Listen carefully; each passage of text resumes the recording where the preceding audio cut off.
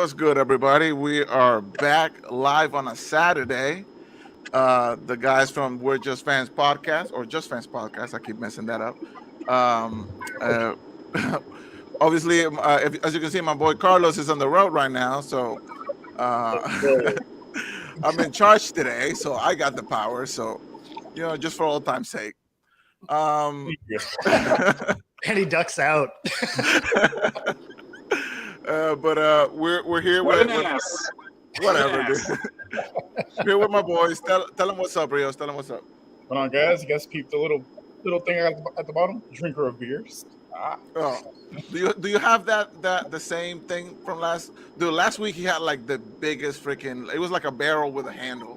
Oh, that's awesome. So My guy was just down in beers like crazy. What are you drinking right now? Hefeweizen. Okay. I'm part German, so I always stick with my German beers. I got you. Dude, honestly, this guy will drink anything. Yeah, Anything but water. That's his motto. water. I gotta counterbalance the alcohol in my system. I mean, most of what's in that glass is water anyway. We got our boy Carlos down there. Tell him what's up, Carlos. What are you even doing? Where are you going? Hey, y'all. So I'm over here on the road to San Antonio, Texas, of course. Yeah. And I don't like San Antonio, like I don't, but I had a. You're I had there a every free, other week. the last time I went was because of the WWE Royal Rumble, and I hated San Antonio, like it's awful. And then now I have a free house at a hotel, so I'm not gonna say no to it. And here we are. So I'm on the road to San Antonio now. Hey, it's better than Dallas. Yeah. It is better than Dallas. Dallas sucks. It's awful. Dallas does suck. Dallas is terrible. And then today we got our friend Bo from Football Talk with Bo. How's it going, man? Tell him what's up. Doing good. Thanks for having me on, guys. Admittedly, I haven't spent a lot of time in Texas. Mostly I've landed at your airports. That's about it. Hey, you're missing out, bro. We got like the best food in the country, I'll say. I haven't been to most of the country, but I'm doubling down. Houston has the best food in the country. Stamp it. I can. I mean, when there's no point of comparison, it's easy to make that argument. I'm saying, dude. Yeah. I'm I don't saying. need to try anything else. We're good. Take our word for Yeah, it. but We're if- trustworthy guys. We're not biased at all. Also, if you do go to No. come to Texas, just avoid Dallas, Austin, San Antonio, Waco, Corpus. So like half the big cities. I got you. Yeah, Houston, H-Town's where it's at, bro. H-Town's where it's at. So today, there's a few things going on in the NFL, right? We're all Texas fans here, except for yourself. You said you're a Hawks fan. Yeah. I'm a Hawks fan. I'm originally from Seattle. I live a little further south now. I'm about 2,600 miles away from my hometown. So I live down in Puerto Vallarta, Mexico. So It's a beautiful town. I love going there.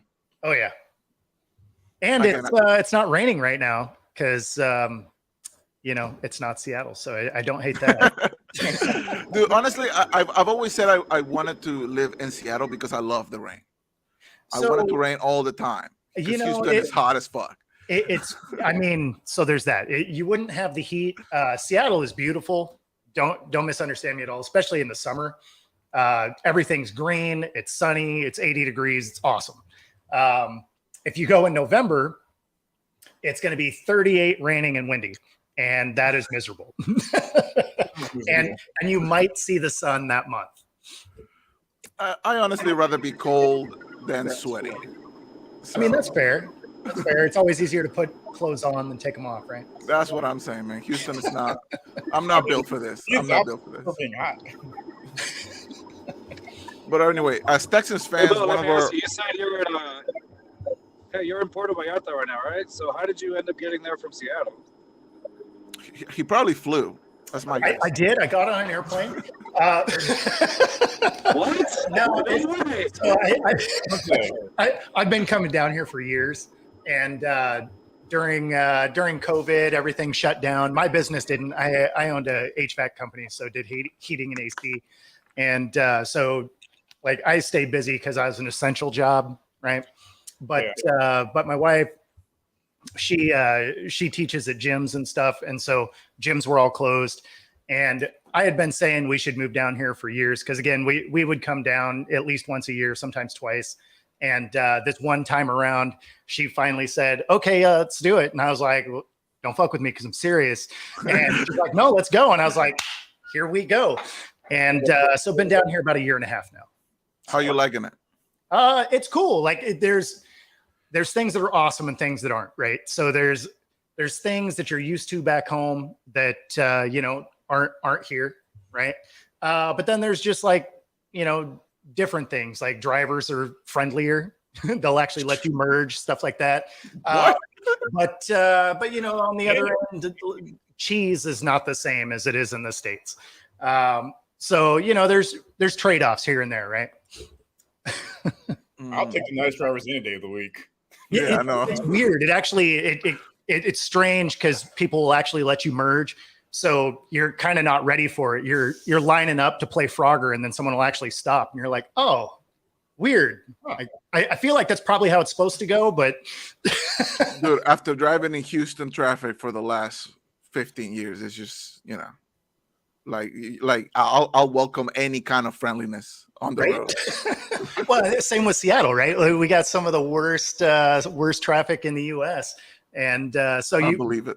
When you got somebody that's being friendly, you're just like, "Oh, that's weird." And then you think about it more, and you're like, "I feel like that shouldn't be weird, though." Like you made it all the way from home to work, and you're like, "Damn, I didn't cuss anybody out today." Right? Gee. I didn't flick anybody off. Like what? I feel like I almost have to go home now. No, man, but let's get into football, man. Let's get into football. So, like I was saying, like we as Texans fans, the one thing after the horrible season we had, the one thing we are looking forward to is draft night because we are in full rebuilding mode. We are fully like invested in the future. So we got to try to, figure out the pieces, what we need and what not. First thing I got to applaud you guys on is not only did you have the worst season, but then right at the end, you're like, don't even get me started. I didn't even think correctly. I know.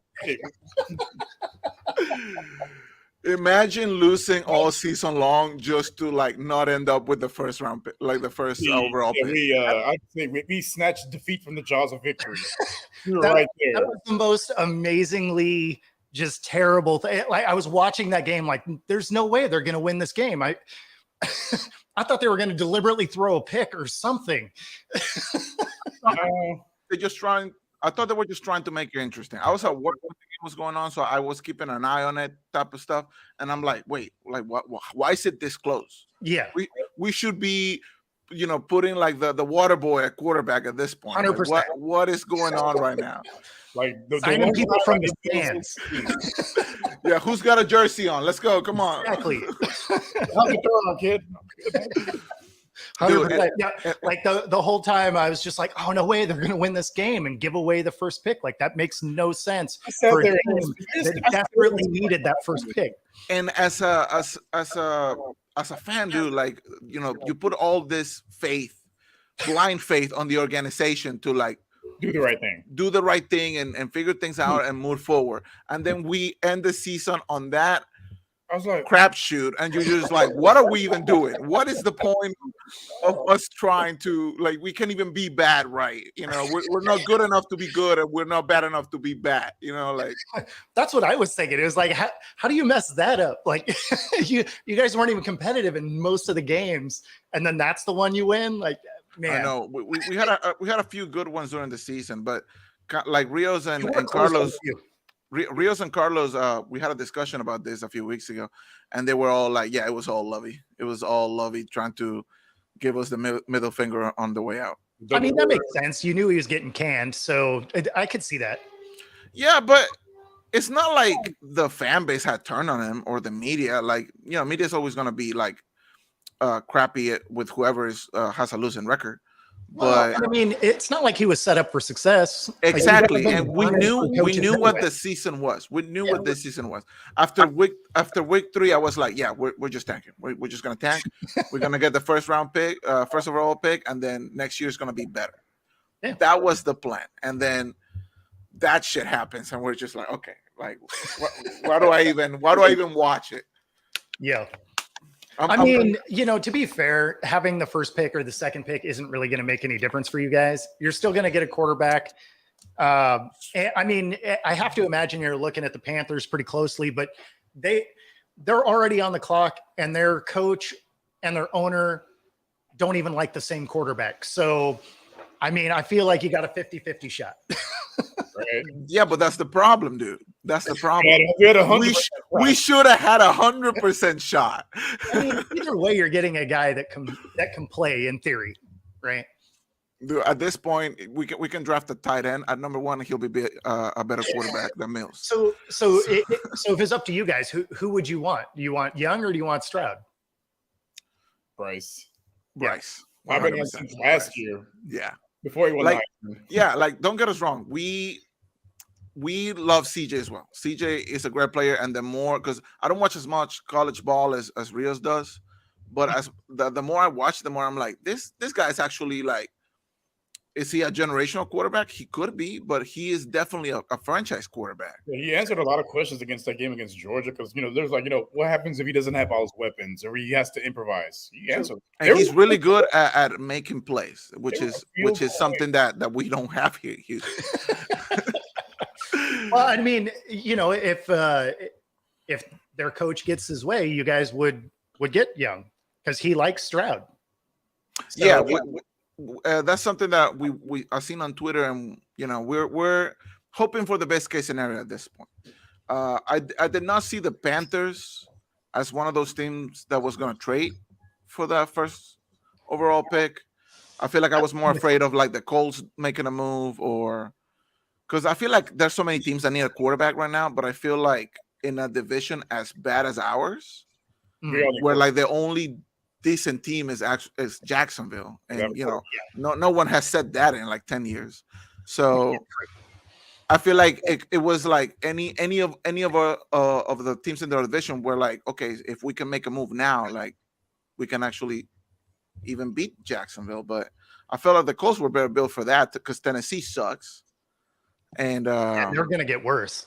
And they're only going to get worse because Henry's only getting older. And they're shopping him. Trade him. They're shopping Henry right now. They're trying to trade him. So, man, like I said, man, we're sold on Bryce. As much as we love CJ, we're sold on Bryce. So we're hoping best case scenario, the Panthers take CJ, and then we can swoop in and take Bryce because I feel like he's going to be the right guy. And with D'Amico, especially, I feel like we're gonna have a good thing going, and if we can use that 12th pick, what's the wide receiver? Johnson. The more I've been looking at it, I would rather trade down and from 12. You thinking about trading down, dude? Because I would love to draft a quarterback and give him a weapon straight away. Yeah, no. So I would say trade down from the 12th pick and go lower in the first round, maybe get an extra first. Get the guy from the Bucks. Reporter told us about Zay Flowers. I've been watching a lot of his film. Like, dude, he looks like Tyreek out there. Yeah, if you guys were to trade down, you could still get kind of what you're looking for later in the first round, maybe early second, because there's so many defensive players that are going to go high this year, especially D-line, D-end, that the talent that you're looking for from the receiving core is probably still going to be there. Yeah. It's actually kind of what I thought Seattle might do with their second pick is maybe trade back a few spots because anybody that they were going to get at 20, they can get at 28 or maybe, early second round, which they already have 2 second rounders anyway. But, it's outside of those top 10 picks, because there's a lot of depth in some of those positions coming out that have similar skill sets. I think you can trade back if somebody has somebody in mind and kind of get some extra picks, especially in your guys' case where admittedly, there are a lot of things you guys got to fix on your team. That's putting it lightly, but okay. So, if you could bank some picks after getting your quarterback, that might be helpful. Like, even if you don't have elite guys, maybe you can get some depth in a way that if a guy goes down, you're not losing a ton of ground between that next stage. Right. Like, honestly, as a Texans fan, dude, like at this point, all I need is like a franchise quarterback and maybe just fix the O-line a little bit. Because I feel like last year, as bad as we were, I feel like we were I would say, I wouldn't say very good, but we were pretty above average defensively. And I feel like the defense can only get better. Yeah, and you were competitive in quite a few games. Like there were quite a few games you guys took it right to the end. I mean, didn't quite finish, but I mean they were a good watch. Yeah, the thing is, like, there were some games that like the Cowboys game where we took it towards. I was hoping we were going to win that one to the very end. Yeah, I would have loved that. But then there was the other game against. I think it was the second game against Jacksonville where we got crushed like 40-3 or something like that. Like, yeah. Like we were the most inconsistent team, but that's what the Texans has been for really 10 years if you really want to look at it. But like as long as we get a quarterback and maybe fix the O-line a little bit, maybe get some more depth in the team, I'm good. Like I know next year's gonna be another season, like another losing season. It won't be as bad. It won't be as bad. It won't be. I mean, you guys are going to make some steps forward for sure. Yeah, but I know I'm looking forward to this draft night, and I'm looking forward to next year's draft night. And then after that, I'm going to be thinking about, okay, we need to start be a little bit more competitive now. Mm-hmm. So do you think they try and make a play and go get Hunt in free agency? I don't know. See, free agency is tricky. I don't know if it's smart to make any crazy moves at the moment, but I'm not too sure. What do you think, Rios? As far as going for him, I don't know, man. Like, I think you're probably better off getting a running back in the draft because you already got your lead back in Dameon Pierce. You just need a compliment. Yeah, that's true. That's true. Pierce was the silver lining in a non-existent offense last year. So true. Yeah. No, I forgot. I forgot Pierce was there. So yeah, no, that's okay. People forget. People didn't watch us all that much last season. That's fine. Right. We barely watched us. And who couldn't blame us? Who could blame us? Yeah. Well, let me ask you about your Seahawks, man. So it looked like when the trade happened between Geno and Russ, I felt like it was the Broncos who were supposed to be the better team out of the two coming out of that trade. And you guys actually managed to make the playoffs and look good in the regular season as well. So how do you feel? How do you feel as a fan about it? Like what's the goal? What's the end goal for you guys right now? No, so I mean, like that was good, and moving on from Russ was inevitable. I mean, he tried to force his way out the year before, so chemistry wise, you knew that it was coming apart anyway. So it made sense for them to move on. And then they got an absolute haul from the Broncos to get it, to let him go. Highway robbery right there. Yeah, dude. Yeah. Sure, right. And, one of the things the Hawks had a problem with over the last, few years as they were paying guys is the offensive line really suffered. Right.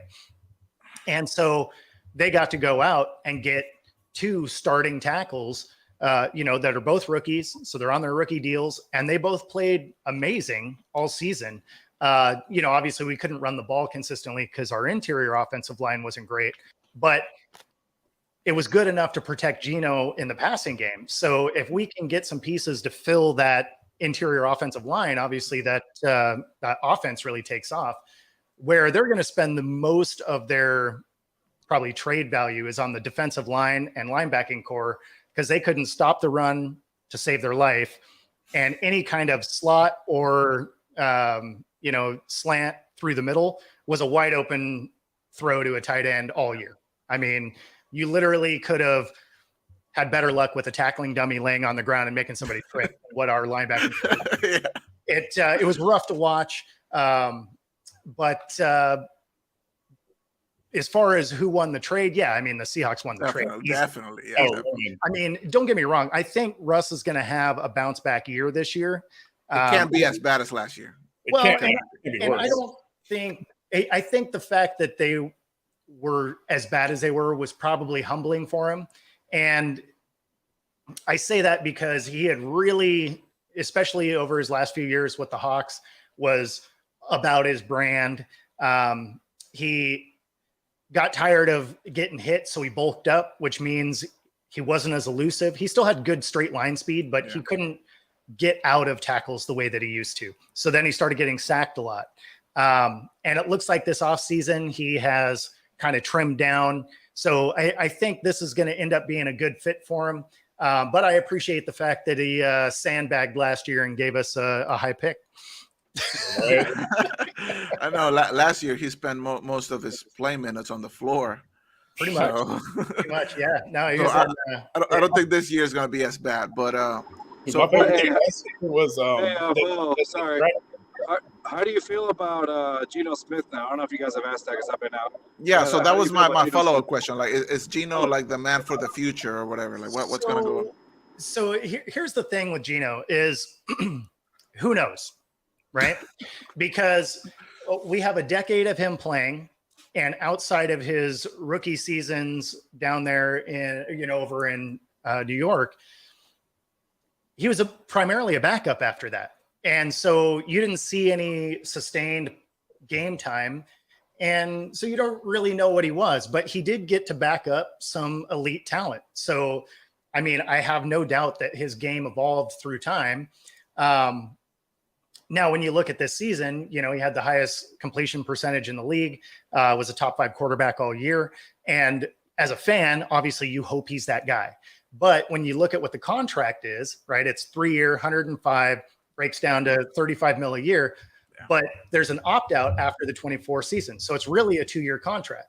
So really it's a, let's see if you're actually that guy kind of contract, right? And they did it in a smart way because he's making 35 a year.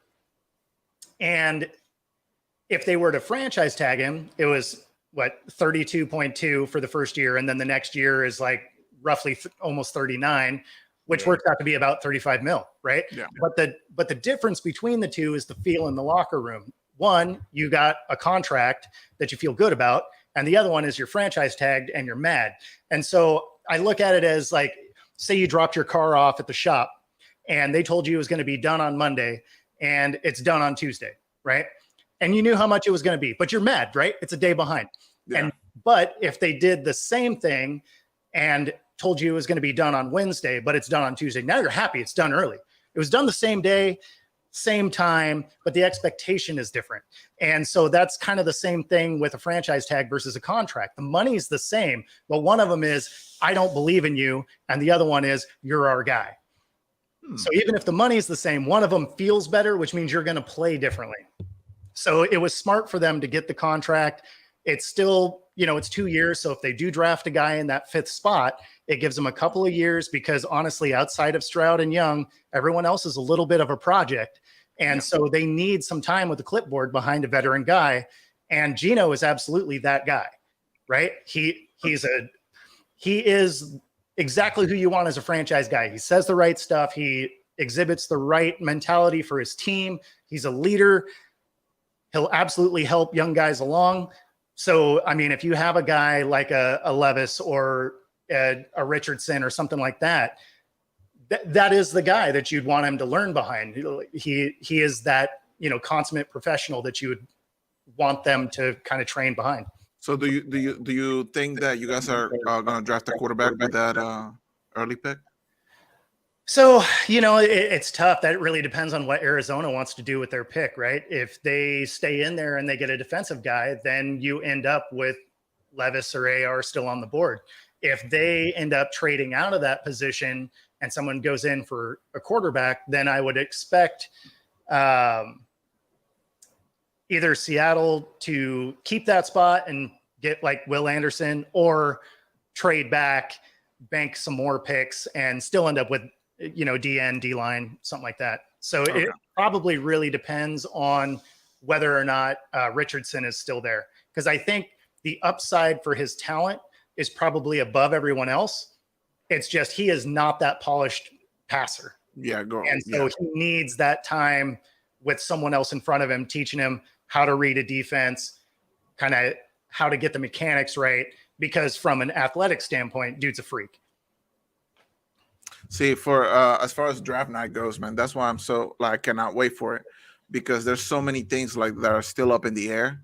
Mhm. Like obviously you said like we got a 50-50 shot, but like we like let's say Carolina takes CJ. Mhm. Obviously the obvious pick will be Bryce Young for us, Mhm. but I couldn't tell you if I have like enough faith in the front office to like not mess it up. You know what I'm saying?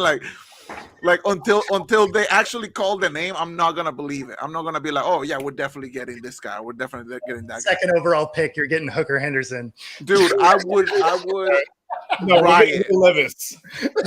We would He go looks quarterback. we would go fully Philly and then just riot in the streets. Dude, if we get Will Levis, I'm done. Like, I'm done. The guy puts a Miracle Whip in his coffee. I hate that. That would actually be better as mayonnaise. No, it's mayonnaise. Yeah, it's mayonnaise. I mean, both are gross, but No, remember, like, But we one were is watching definitely that worse with than the AD. other. Dude, remember we were watching that with AD, one of our other guests once, Yeah. and then we saw, and he's like, "Wait a minute, that's not even mayo. He's putting Miracle Whip on that video that we saw." oh, gross. He's like, No, "This is coffee clumpy." Here's the funny part. He tried to blame it on his girlfriend, though. She gave me the idea. Like, oh, bro, you do something that stupid, own up to it. Like, come on. I mean, like if you're drinking with your buddies, I could see how that could happen. But Blame it on your Dude, that girlfriend. sounds like something that I would bet on. I'd be like, hey, I'll give you $1 if you. no, if that you- 100%. That's what I'm talking about. You're Yeah, there like- drinking beer with your buddies, and they're like, "Hey, do that." Like Coffee. up snowboarding with some friends. We had one of our friends that we got him to eat a bowl of what was it? It was tartar sauce. And I mean, we were grossed out watching it happen. We paid his tab though. I mean, he won. Good on him. But that's the kind of dumb stuff you do with your buddies. Right. If it's me and my wife or something, she says that, I'm gonna be like, no, I'm good. I took a shot of ranch in high school. Yeah, same, Oh, same I idea. believe it. I believe it. I believe it. One time I bet my brother $10 he wouldn't eat a whole like giant spoon of wasabi. He ate it, and $10. he ate it. not happy. Make it 20. Make it 20 and I'll do it. He ate it, but bro, that car ride home, it was miserable for him. I bet. The car ride and the night after was just miserable for him. He was into it all night. Yeah, no, Will Levis, he's a problem. I don't want that kind of mentality in the locker room. I'm sorry. Well, and that's another guy that I feel like needs to be behind it, you know.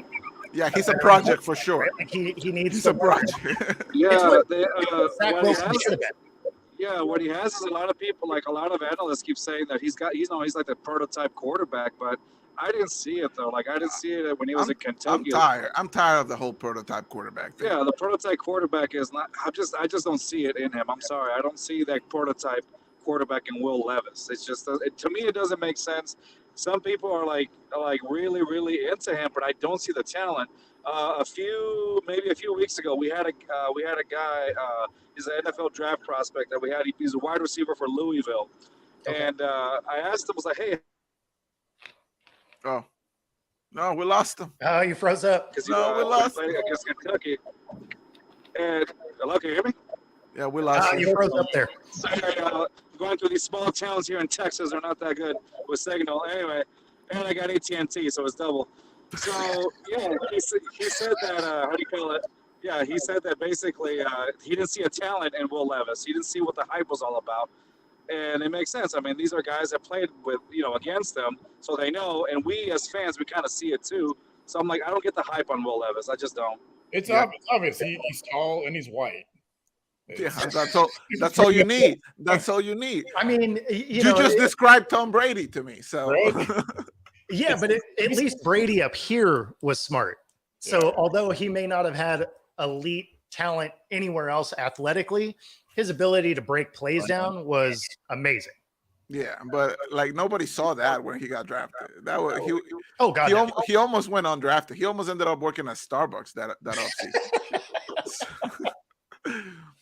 But I don't know. It's all over again. He had the one decent season, but he looks like the quarterback. You had Whoever- Mahomes, you had Watson. Yeah. They don't look like the prototypical quarterbacks, and Trubisky did, and Chicago traded up for him. And look at Whoever does end up with him, I feel like kind of like you said, it's gonna have to be a team that already has a franchise quarterback that he can learn from and just stay behind him for a couple of seasons, figure it I out. think it would be good for him. I don't think he's going to get that shot. I think he's going to end up on a bad team that throws him out there, and hopefully he can battle through it.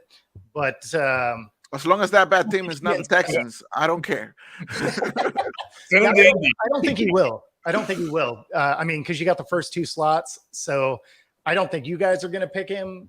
We better not. I don't feel super confident because you guys do weird stuff. But Yeah.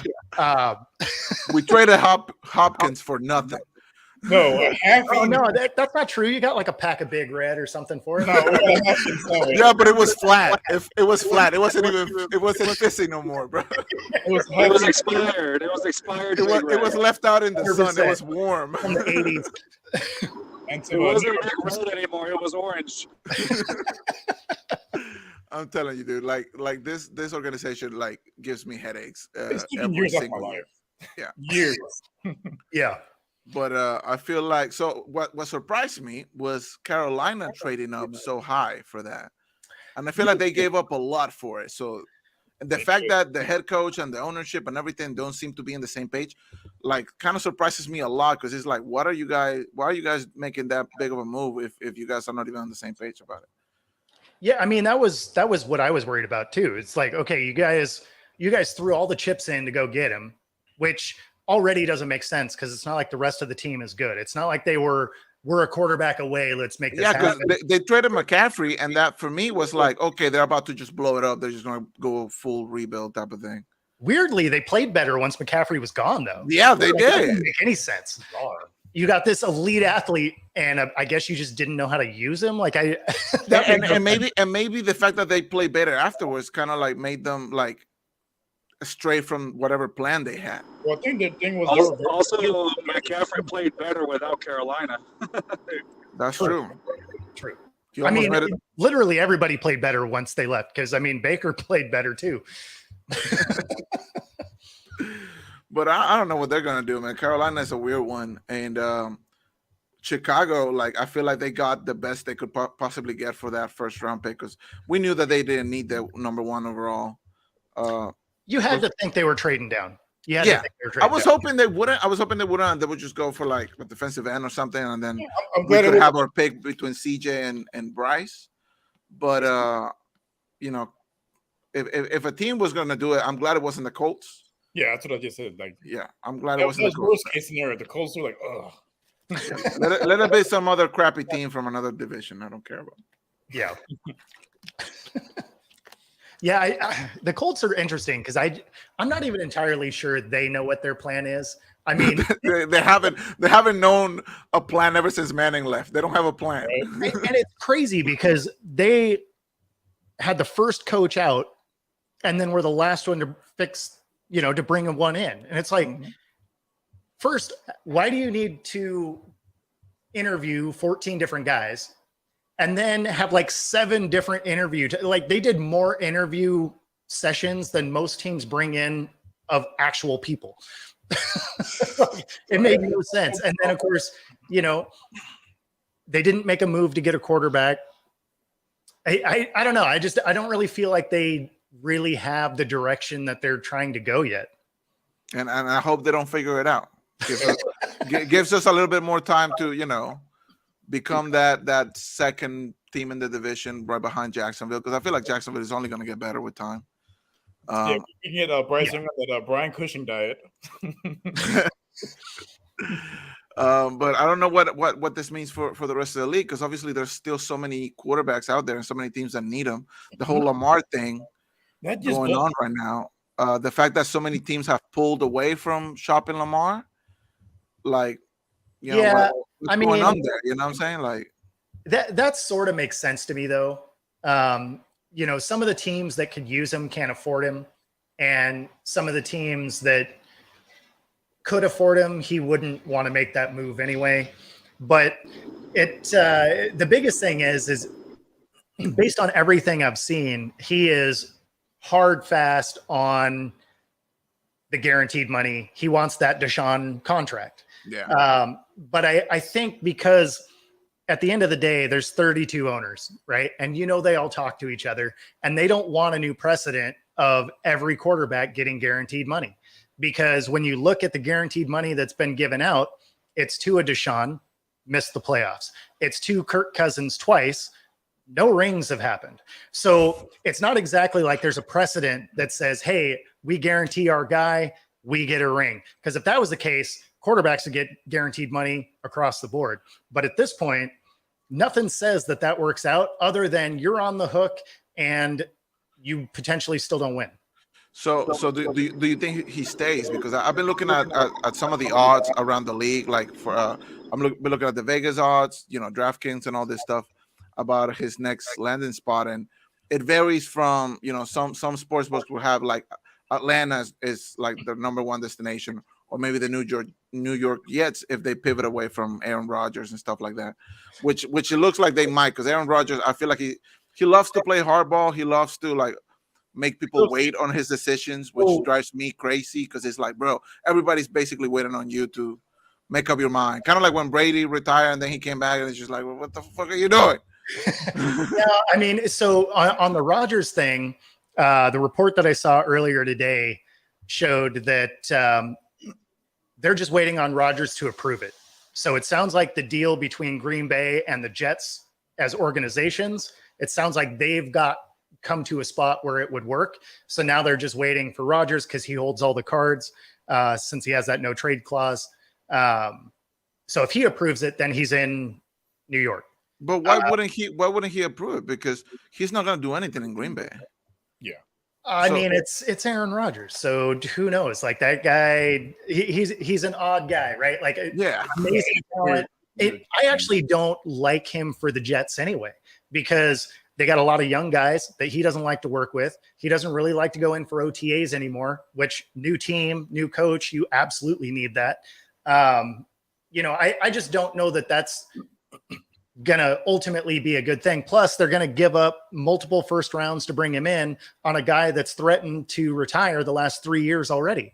So you potentially give up a ton of money, a ton of draft capital for a guy that next offseason could be like, and you still don't have a quarterback. It's Brett Favre all over again. 100%. Same team even. Look at that. What are the odds? And it would be the Jets too. It would be the Jets that I full service sometimes, and God. So yeah, I mean, I don't particularly like that move for the Jets. Now it's the Jets, so they'll probably do it, but because it just seems like a Jet thing to do. But they would have been better off to really make a play for Carr, or potentially bring in Jimmy G, because they have a decent enough offensive line. He probably won't get hurt, and a good enough D that when he makes that late game pick, it may not lose them the game. I feel like Carr would have been a better fit for the Jets.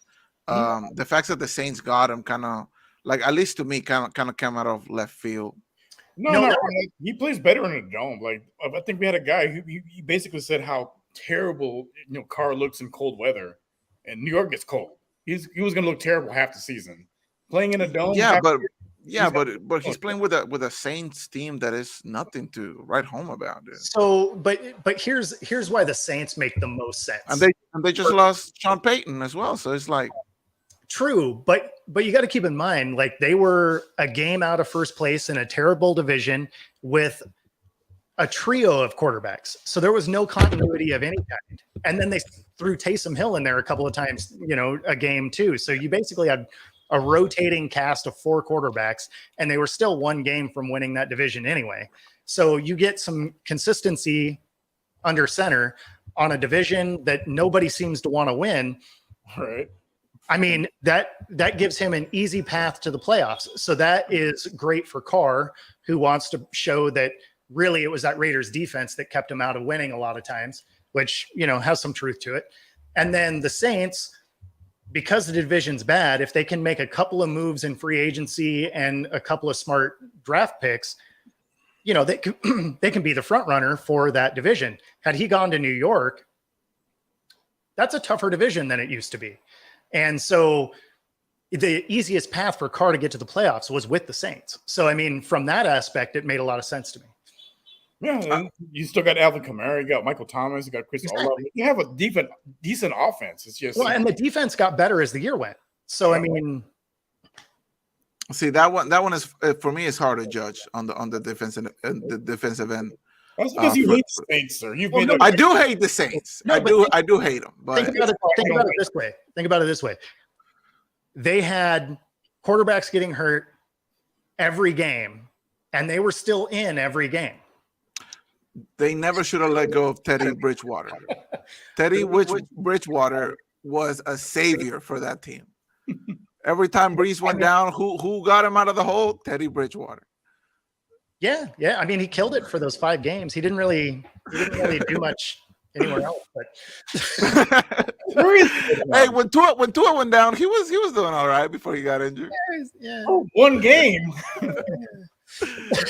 I just really hate the Saints and everything they stand for. No, I mean, fair enough. But when you look at the opportunities of where he could have went, it probably is the easiest path for him to be in the postseason. So going back to Lamar. So where do you think he stays? And do you think they actually do anything this season, or is somebody gonna take a shot at it? I'm actually starting to think teams, especially as we get closer to free agency, I think teams are kind of moving away from being in the Lamar, chase. And I think some of that is because it is that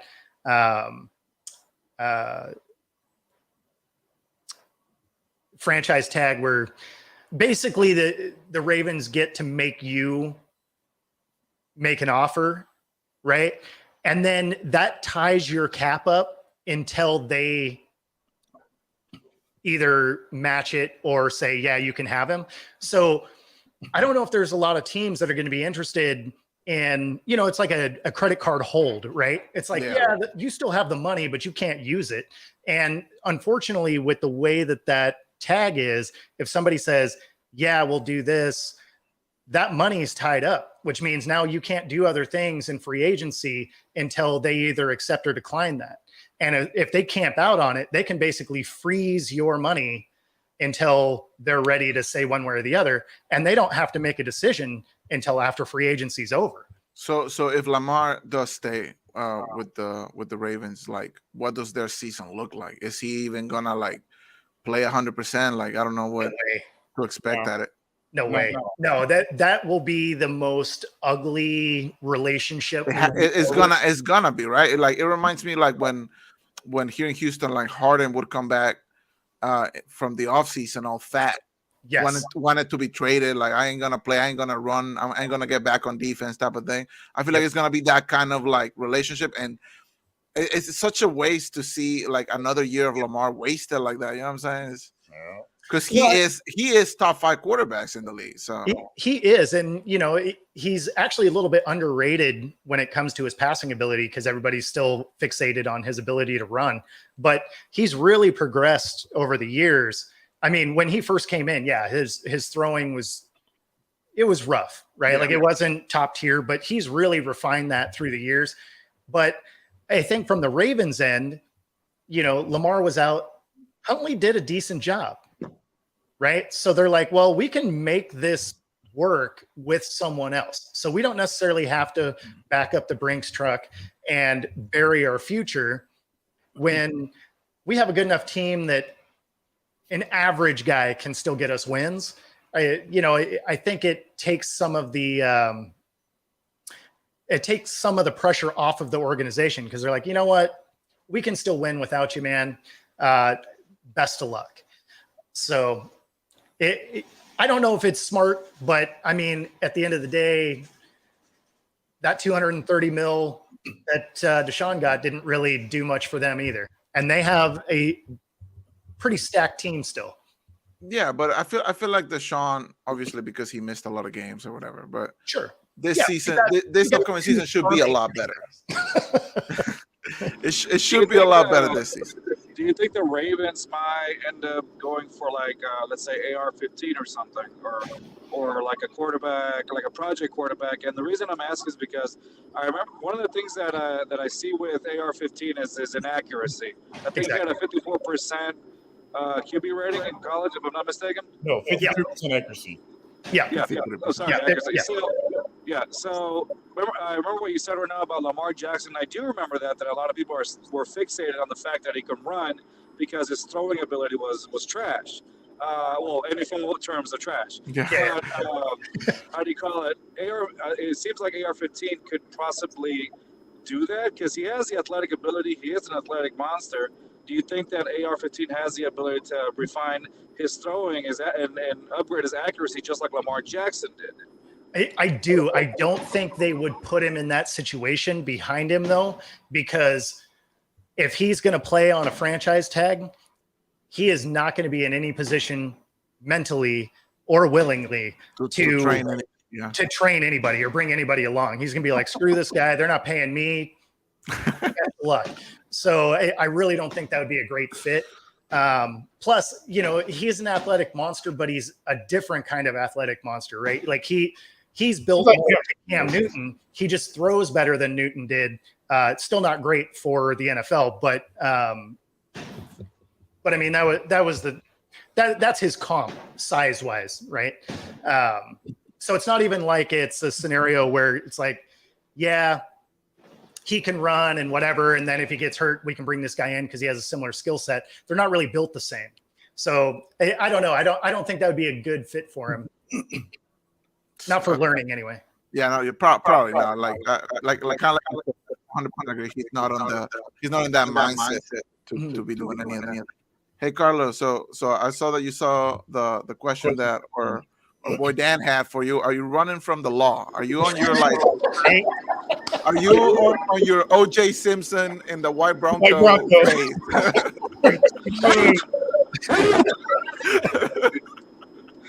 Yeah, no, I saw that. So no.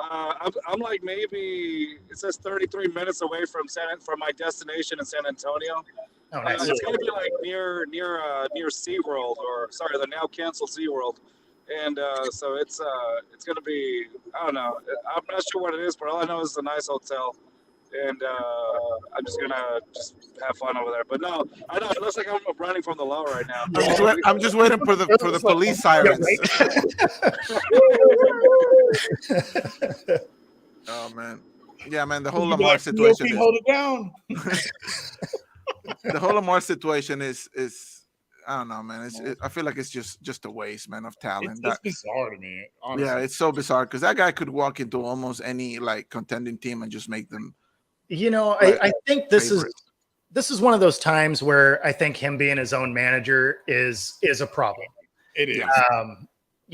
Because I think had he had better representation, or just not necessarily better, I guess different representation. Well, I mean, like some guys are geared to be able to do it, right? And some aren't. So if he is mad at an offer, rather than looking at it, in a business perspective, if he actually gets upset about it, then your ability to negotiate kind of goes out the window, right? And that's where you need that guy. Now, obviously, I have no idea if that's where he was, right? Right. In the room, but but those are kind of the scenarios where negotiations are gone. And if you've been listening over the last couple of weeks, they're like, oh yeah, we've been in communication here and there. And it's like, well, if you're trying to sign a guy, you should be in communication like every day. Like, you should be on his door every morning, like, hey man, let's go get So that's the thing, dude. I feel like if the Ravens knew that they weren't gonna pay him what he was worth or what he wanted, what he thought he was worth, I feel like they should have gotten rid of him like way earlier than this. Like, why let it come down to this point? Because if you knew, because you've been dealing with him like for years, so like you knew the approach he was gonna take about this whole situation. Like, we've all been known that like he needed to get paid and he wasn't gonna get paid. So it's like, just try to trade him to another team who's desperate and just get as many picks as you can, because you still have a solid team. Well, that's the thing is you gotta get him to somewhere that's willing to drop that bag and give up all those picks. And again, the owners talk, right? At the end of the day, they're the ones that are writing that check. And so I think it really comes down to behind the scenes, they're like, hey, we don't want a new precedent of every quarterback getting guaranteed money, especially because a lot of these contracts are 5 years, right? So if the guy gets hurt or doesn't pan out or whatever, they barbecue your salary cap for 5 years, no matter what. So I think there's some behind the scenes action between those owners trying to limit the progression of guaranteed money. I agree with that, but I feel like Lamar is one of those quarterbacks who can turn you into a winning team like overnight. I think it's going to happen though eventually because you got guys like Joe Burrow. He's going to be coming up for an extension soon. Like, yeah, he's gonna want fully guaranteed money, and he's earned it at this point. He's under. I would say Bo has earned it, and Lamar to an extent he has too. But I mean, Mahomes didn't get a fully guaranteed contract either. So, I mean, there's some precedents that have already been. I mean, his contract. Do you think that the whole Deshaun thing, like, kind of like messed the league up at that point? Because I don't feel like Deshaun had earned the guaranteed money. No, not at all. I mean, I didn't feel that Cousins earned either one of his fully guaranteed contracts, but they weren't huge contracts either, though. Yeah. So, I mean, I don't know. It's going to be interesting to watch. I think some of it is that other teams are like, well, the Browns did it, but the Browns kind of make the wrong move. They're the Browns. So, I think so we know it's going to be the Jets doing it next. So 100%. Yeah. And that's the thing, man. I just love the off season for this reason. Like, I just wanna week one to like every quarterback being a different team. You know what I'm saying? Like, I want Aaron Rodgers not to be with Green Bay. I want Lamar to be somewhere else. I'm glad Carr left the Raiders. I wonder where Jimmy G is gonna go. Hopefully Mills is somewhere in the XFL. Like, I just want every quarterback to be in a different team next year, so the league can get a little bit more fun that way. Mills is still your starter, right? Like, you be quiet. Mute his mic. You guys are picking up Will Anderson, number 2. My heart would literally explode. Dude, I will rip my own eyes out. I showed the guys this promo video that the Texans had made regarding D'Amico Ryans talking about how he wants it like an explosive or like an aggressive offense, just like he wants an aggressive defense. And in all of that video about his aggressive offense, a lot of like Damian Pierce was there, even Nico Collins, who barely played as much as this season. As a wide receiver, and a few other players were there. All of them were there except for one, and that was Davis Mills. Because Davis Mills is the complete of explosive. It's funny though, because Seattle did the same thing, right? They had their preseason, hype video. What wasn't in the video? A quarterback. Yeah. There was no quarterback in that hype video the whole time. Right? Because you didn't know if it was going to be Geno or Locke, right? So so we were in the same boat. No, you're not in the same boat. We have. You're not in the same boat because you don't have Davis Mills. Well, no. We had better other pieces though. Yeah. It's like we were both on boats, but yours is a working one, and ours is like sunk in the sea. Like, it's full of holes, and it's missing the sail, and it's on fire somehow. Ours is a Titanic. Ours is a Titanic. Too soon? It's not the same, dude. It's not the same. Here in Houston, man, we're tired. We're happy that the Roughnecks are actually a winning football team, like undefeated. Yeah, like, we're loving it. We're loving it. As far as the Texans go, like I said, until the names are called on draft night, I'm not getting my hopes up at all. No, that makes sense. And then I already know that, like I said, this season is going to be a losing season anyway. I just hope that we lose, 30-33 rather than 45-3. You know what I'm saying? No, I do think you guys will be better. I don't think you're going to be as bad as you were this season, but regardless of, who you end up picking up, it's going to be an upgrade at quarterback, right? Yeah. So yeah, I mean, I don't know. You guys end up calling Phillip Rivers, have him come back for a couple games. God, no. No, man, it's gonna be crazy. So, what are your predictions for next season? I know it's early, but like, who do you have? Winning it all, or maybe not even winning it all, but like, who do you have like at the last game? Who do you have maybe MVP type of thing? Like, what are you thinking?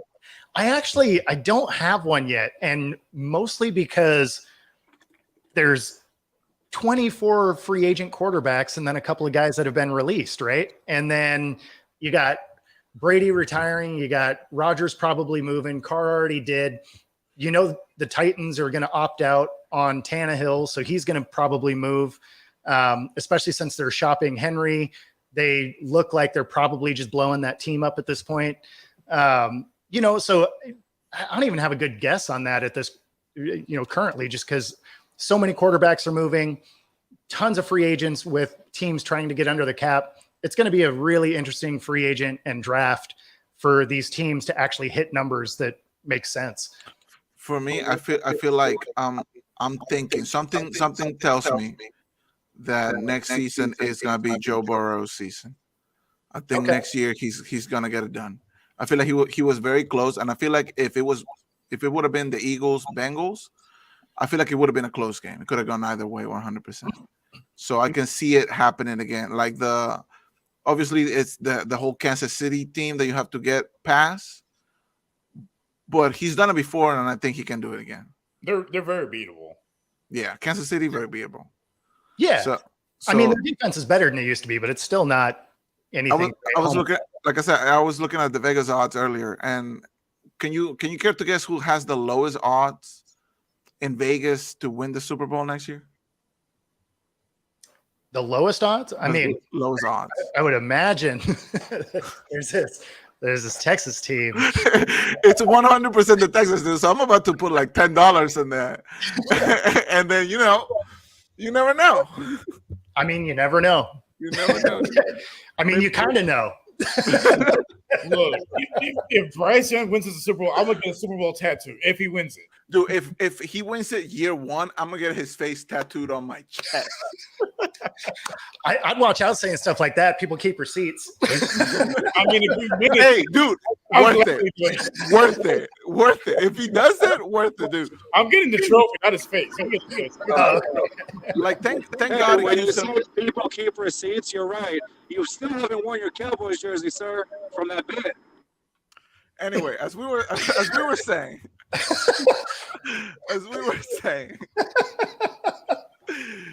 thank God here in Houston we got the Astros. Well, I otherwise, like him out right there. He's talking too much. He put baby in the corner. Think about what you've done. What about you guys? Awesome. Who do you guys got? Early predictions. No, I agree with you. I want to say Bengals. I think they were very close this year. And Burrow, he's him. Like he is him. He's He's got that dog in him. Oof. What about you, Carlos? Who you got? Davis Mills. I think the guy's great. Let me kick him out. Hold on. Done.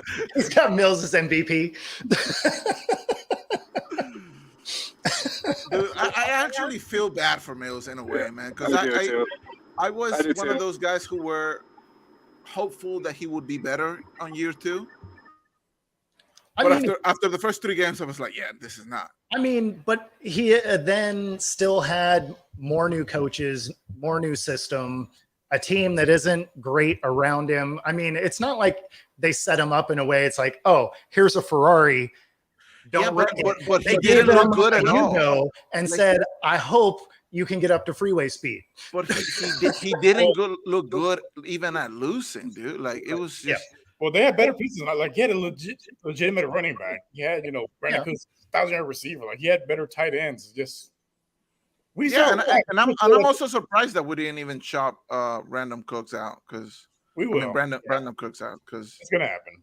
it has to. It should. We just acquire a wide receiver. They should have done it sooner because they should have done it sooner so they could have gotten a better pick for him, like during the Yeah, because I don't know what we're waiting on. yeah. It's not like we're waiting on like a. It's Yeah. not like Bryce Young is gonna come in and Yeah. actually like ball out dominate like the that. league like Yeah. year one. So like So with the acquisition of Robert Woods from the Titans, that to me that tells me that Brandon Cooks is definitely on his way out. I mean, you knew that he was going to be out, but that was like a for sure, like the nail in the coffin kind of a thing. Getting Robert but I Woods. feel like you said, like I don't think we're gonna get anything too special for him. You know, No, unless they're going for, a pick in next year's instead of this year's. So if they're trying to increase some draft capital for next year, and then because they would be losing a high value free agent, they'd also get some of those compensatory picks for him as well into the next season.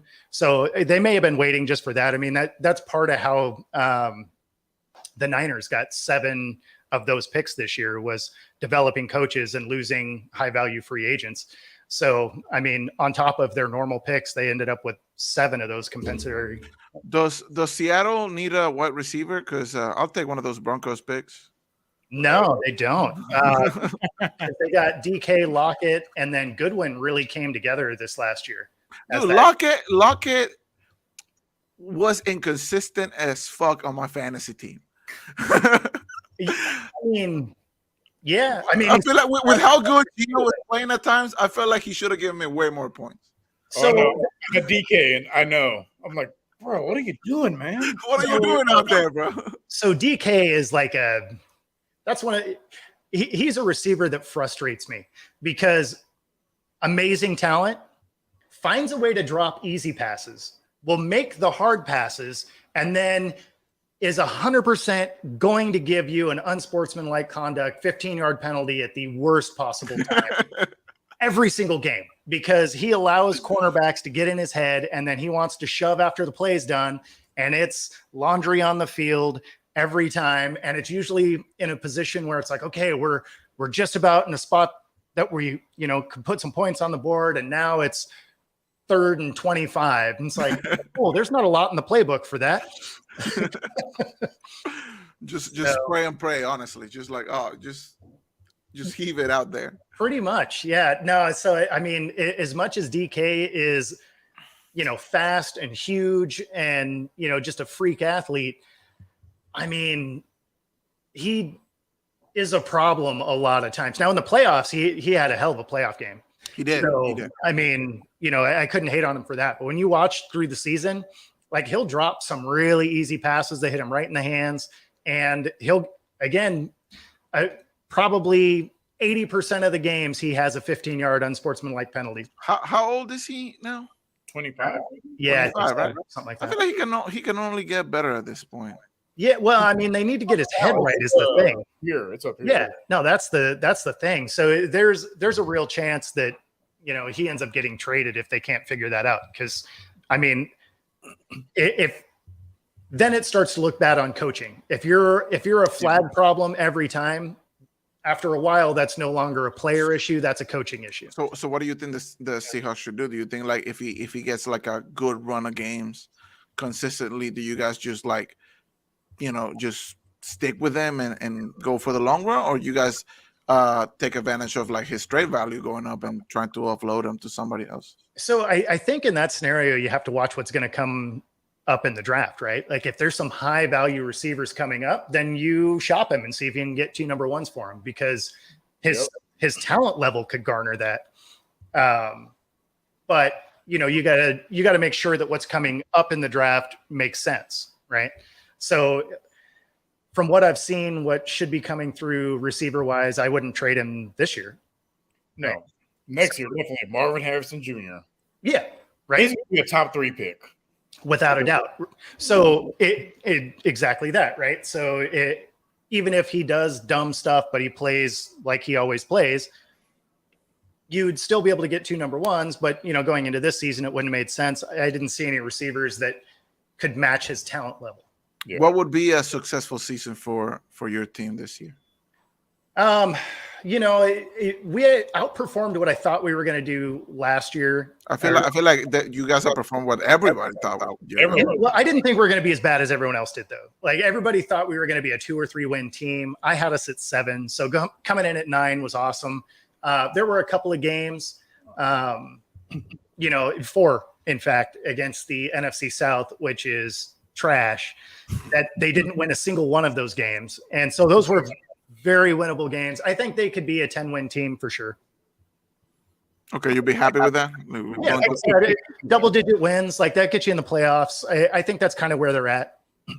I can see that. What about you guys? What's a successful season for the Texans? Well, for me, I have us 7, maybe 8 wins.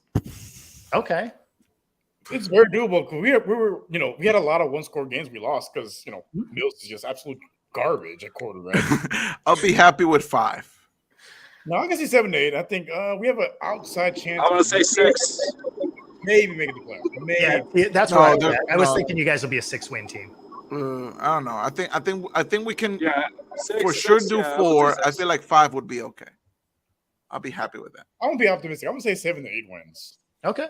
Yeah. Dude, that's the first time you've been optimistic about this team, and years since we lost to the now they have Chiefs. like the right smaller pieces. You got D'Amico. Like I trust D'Amico fully, so I want to go with 6 on this one. I need to see it. I need to see it translate on the field.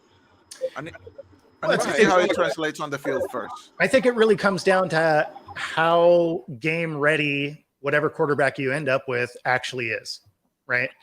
If they are what they look like they should be playing in college, then yeah, you should be 6 wins. I could see that.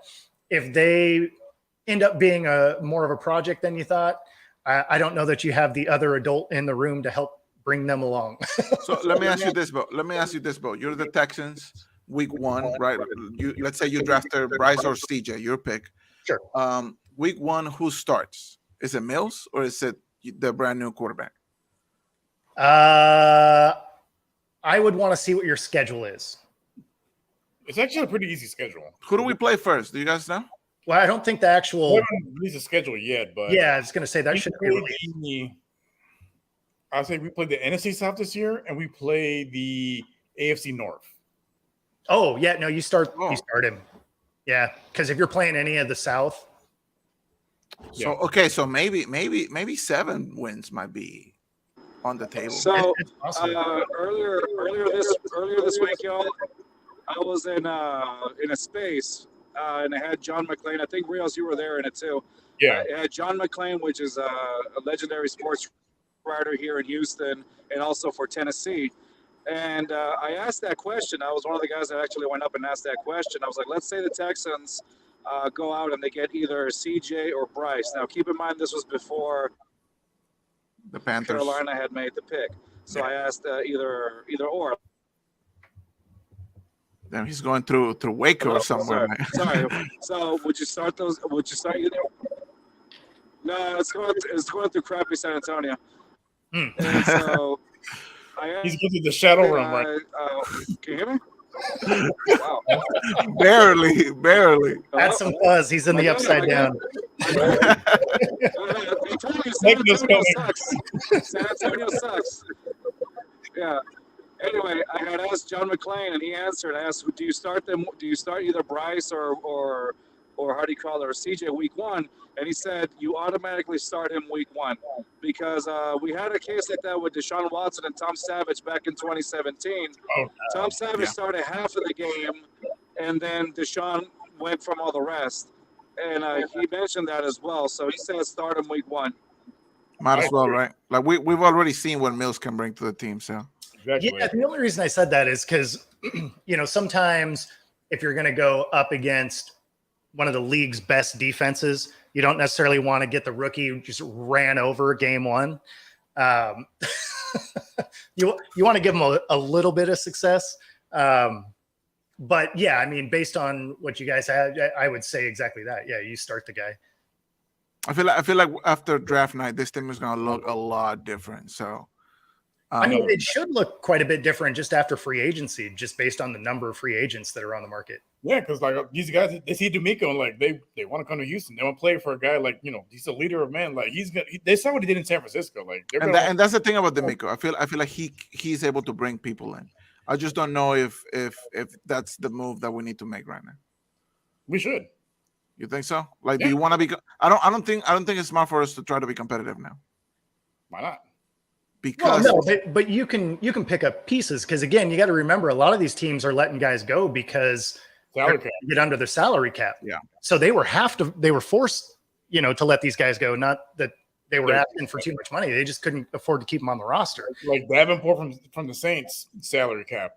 Yeah, the Vikings are shopping Dalvin Cook. That's all pro guy right there. He's getting That's the thing, right? And the Rams getting rid of Wagner, yeah, they did it because they did enough kind of weird deals that all of those cap hits are starting to hit, and they got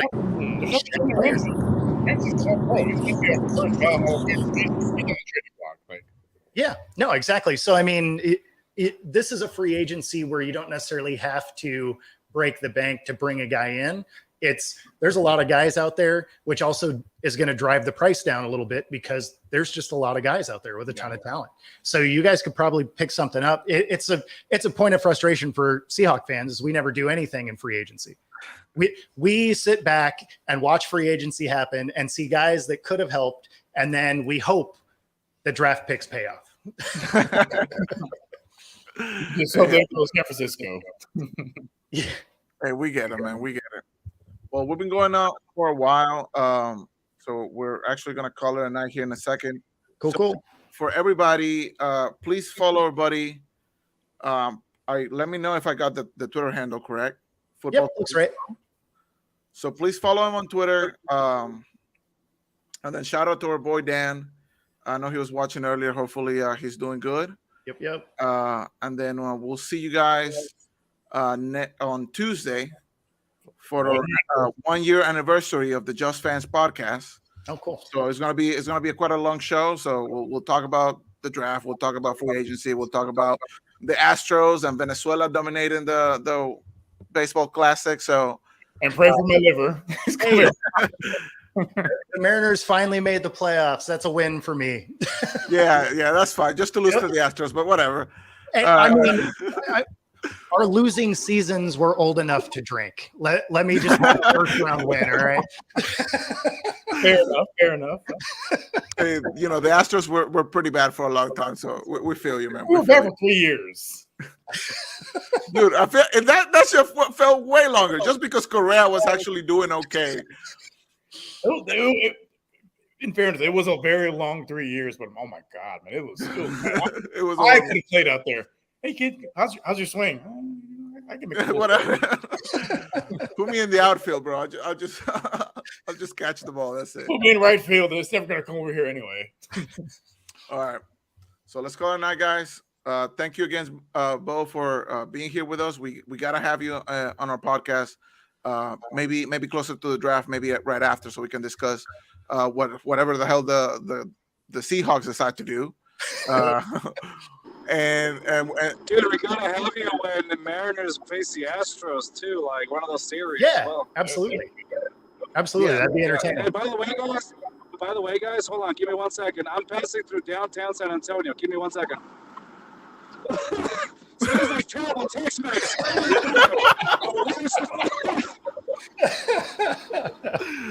Messed up. smells like failure. Smells like failure. You had Tex-Mex. And a bad sports team. That's kind of fucked up, but I agree. Super messed up. And a terrible San Antonio Spurs team. So Carlos is about to get jumped. So let's 100%. let's sign off before we catch it live. Like I said, Bo, thank you again for being here with us. Having me on, guys. Have a good one. I'm gonna give you the follow here in a second. Everybody else, take it easy, guys. We'll see you guys on Tuesday. Goodbye.